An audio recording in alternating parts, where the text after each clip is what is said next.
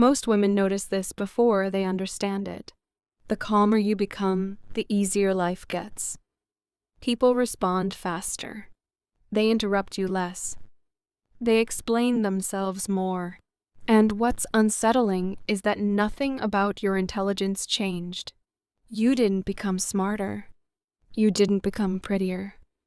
You didn't become more likable. You just stopped leaking urgency. This video is about why calm women are treated better not because they're passive or agreeable, but because their nervous system changes how people behave around them.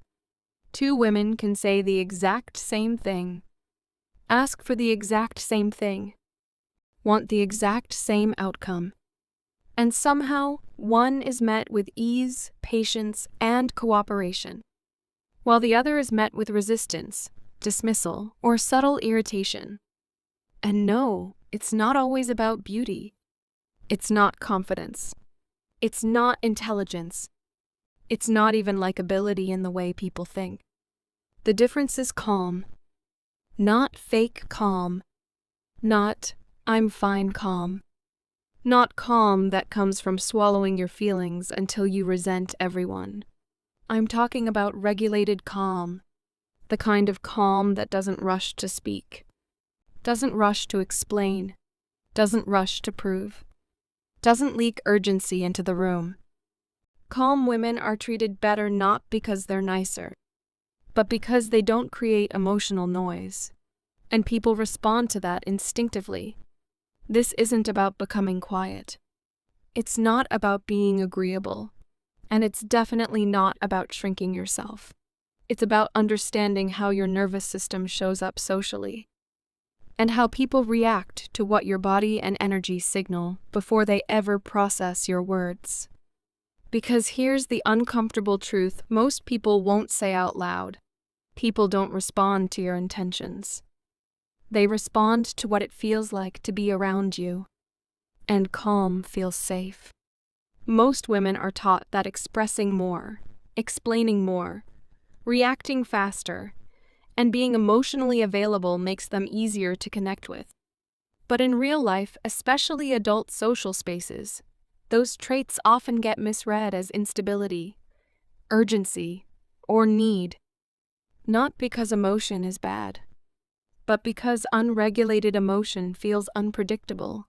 Calm women don't get treated better because they're passive. They get treated better because they're contained. They don't rush to fill silence. They don't narrate their inner state. They don't show how badly they want something before it's given. And that changes how people behave around them. Think about how people respond to someone who feels frantic. Even if that person is kind and well-intentioned, their energy creates pressure. People interrupt them more. They rush them. They give vague answers. They disengage faster, not consciously, instinctively, because an unregulated nervous system makes people want to escape, not cooperate.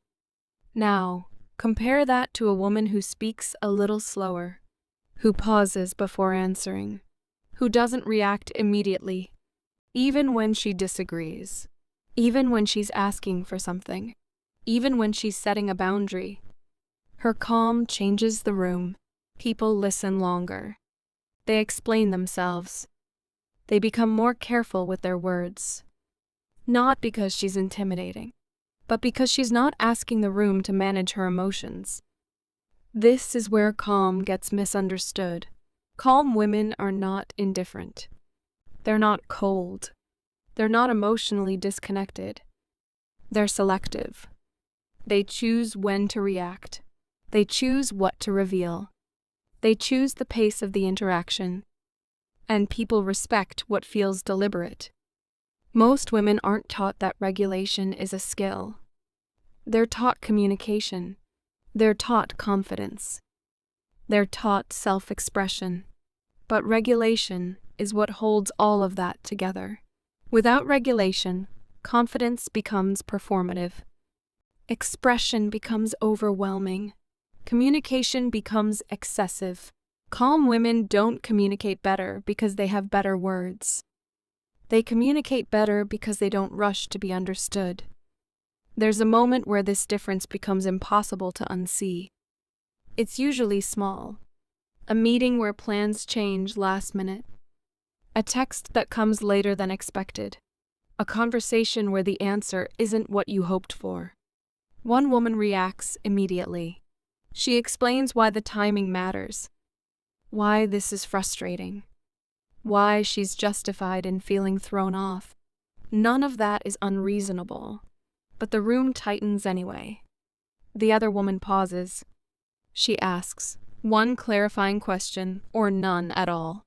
She absorbs the information without broadcasting how it landed. And something subtle happens. People start explaining themselves to her. They soften their tone.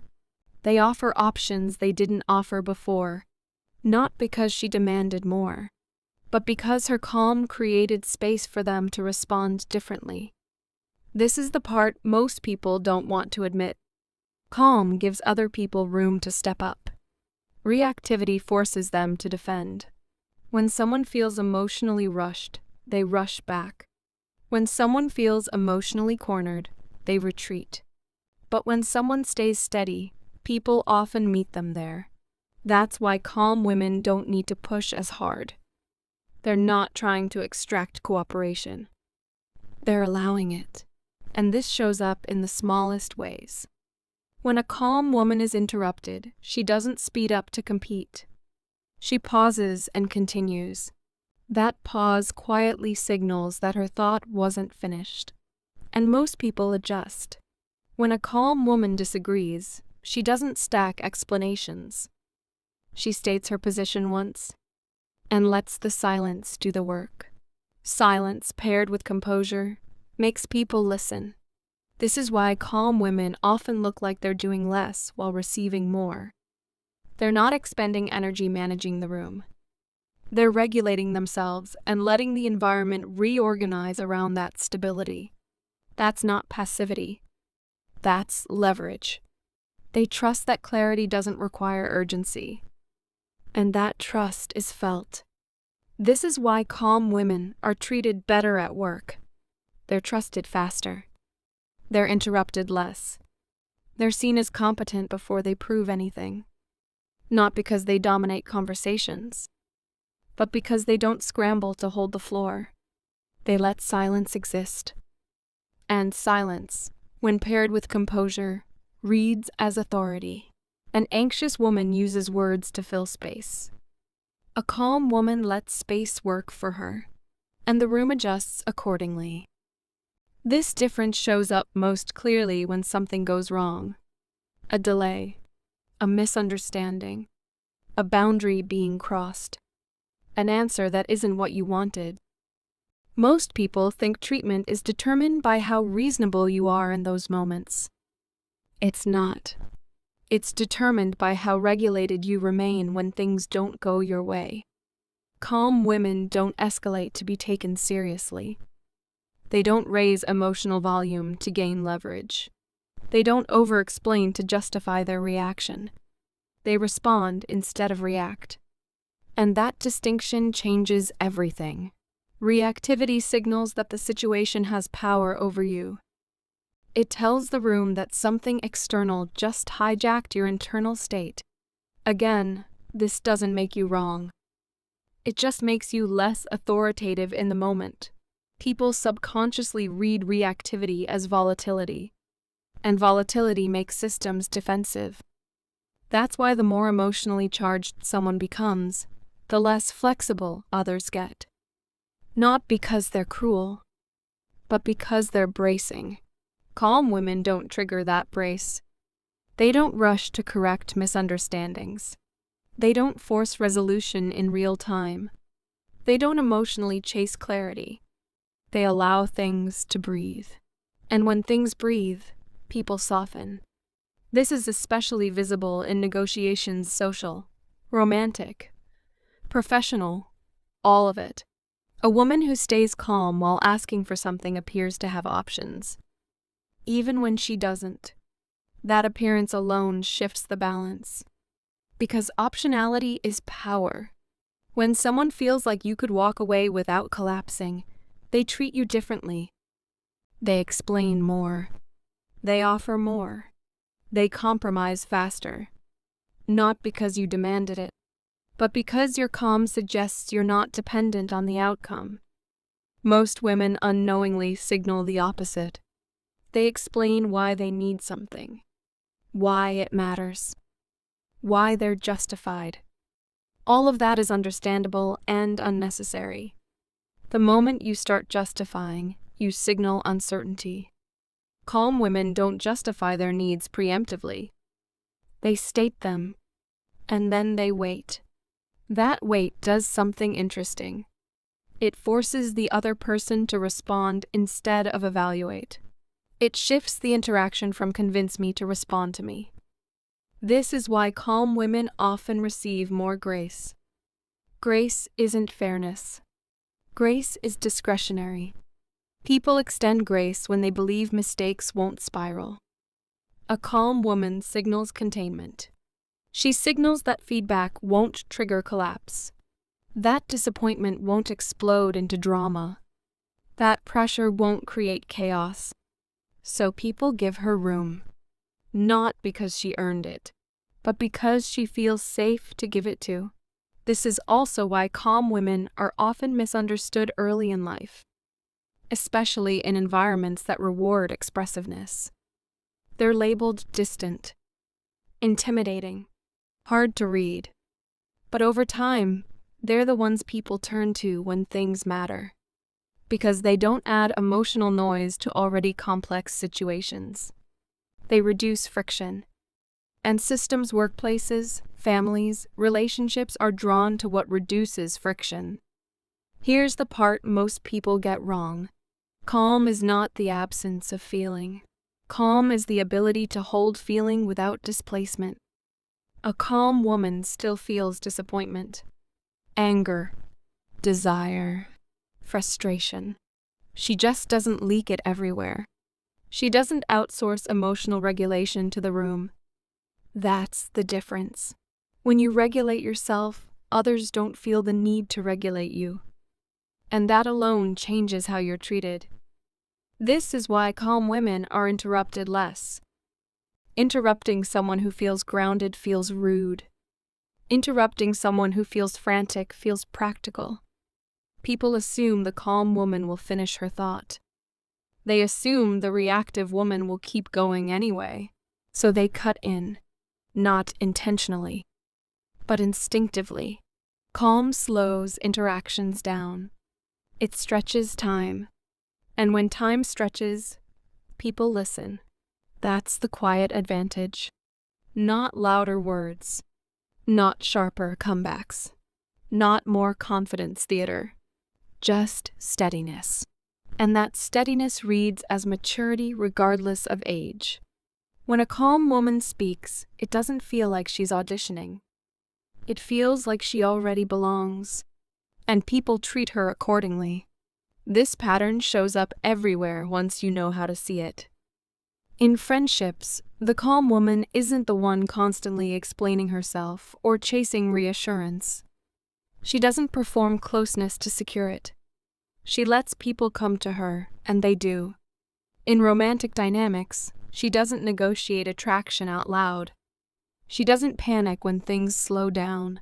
She doesn't try to manage someone else's uncertainty. That steadiness makes her magnetic because it removes pressure. And in professional spaces, she's rarely the loudest person in the room, but she's often the one people defer to when decisions need to be made. Not because she dominates, because she stabilizes. Calm women become reference points. People look to them to gauge how serious a situation is, how urgent something really is, how much emotional weight to assign. If she's calm, the room relaxes. If she's unbothered, the situation shrinks. That's influence. And it's influence most women were never taught to cultivate. Instead, many women are taught that being expressive equals being honest. That explaining equals clarity. That emotional transparency equals connection. But systems don't reward transparency the way people think they do. They reward containment. Containment tells others, I can hold this without falling apart. I don't need immediate resolution to stay grounded. I trust myself enough to let this unfold. That trust reads as competence, even when the topic has nothing to do with skill. This is why calm women are often perceived as more capable than they technically are, while reactive women are perceived as less capable than they actually are. The perception isn't fair, but it's consistent. Here's something subtle most people miss. Calm women don't rush to be understood. They allow misunderstanding to exist temporarily. That alone shifts power.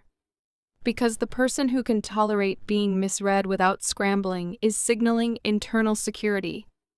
They're saying, without saying it, I don't need your immediate validation to remain intact.